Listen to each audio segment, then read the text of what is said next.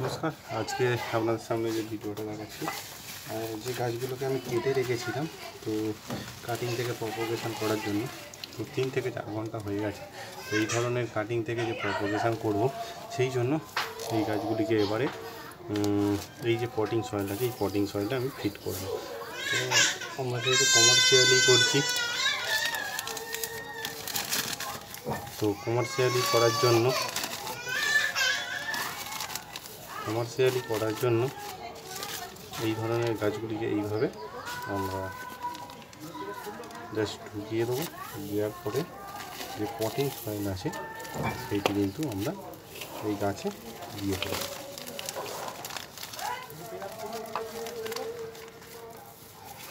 দিয়ে হালকা করে প্রেস করে দিতে হবে, যাতে জল দিলে গাছটি যেন না উল্টে যায়। যেহেতু এটা অনেক বড় সাইজের গাছ আছে, তো উল্টে যাওয়ার সম্ভাবনা বেশি থাকে।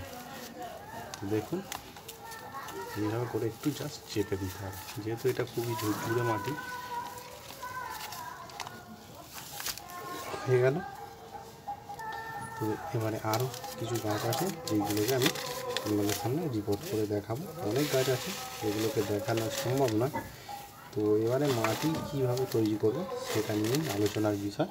তো মাটি তৈরি করতে গেলে আমাদের লাগবে এই একটি ভালো গাছ।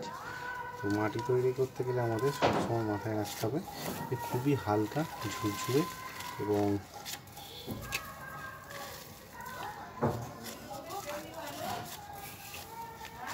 অনেক পুরানো মাটি হওয়া দরকার, যেটা 6 মাস আগে রেডি করে আমাদের রেখে দিতে হবে। এই মাটির মধ্যে কি আছে? এই মাটির মধ্যে আছে 50% গার্ডেন সয়েল,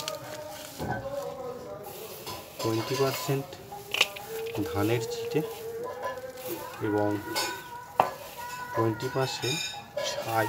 সেটা এই ধানের চিটেকে পুড়িয়েও ছাই করতে পারি, অথবা যে কোনো ছাই। অ্যাকচুয়ালি চারকোল নিলে হবে না, আমাকে ছাই নিতে হবে। ছাই নিয়ে হচ্ছে অ্যাশ, যেটাকে আমরা বা অ্যাশ যদি না থাকে আপনারা কিন্তু সিন্ডারও ইউজ করতে পারেন। এতে কিন্তু কোনো ধরনের সার বা কীটনাশক অথবা কোনো জৈব হোক বা রাসায়নিক সার কিছুই দেওয়া যাবে না। তো এইটা আপনাদের স্যাম্পেল হিসেবে আমি দেখালাম যে এরকমভাবে আমাদের রিপোর্ট করতে হবে। এটা আমি রাষ্ট্রীয় করছি, আপনাদের কাছে যদি পট থাকে তো পটেও করতে পারেন। আজকের মতো ভিডিওটা এখানে শেষ করছি। নমস্কার। তার আগে একটি কথা বলে দিলাম যে এইটাকে জল যেটা দেবো সেটা হচ্ছে যে ফাঙ্গিসাইডটা এইখানে লাগানো আছে। কি জানি, বাপি জানি। ঠিক আছে।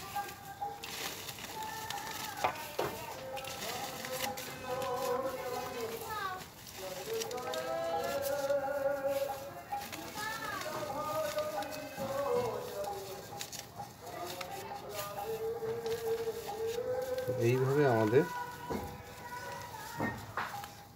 প্রেস করে মাটিটা দেওয়ার পরে এর উপরে যে জলটা দেবো সেটা ফাঙ্গিসাইড বলা জলটা আমরা ইউজ করব, এবং পুরো স্নান করার মতো ভিজিয়ে দিতে হবে। এবং ভেজানোর পরে গাছটিকে একটি নির্দিষ্ট শেডি এরিয়ায় রাখতে হবে। আজকের মতো এখানেই শেষ করলাম। নমস্কার।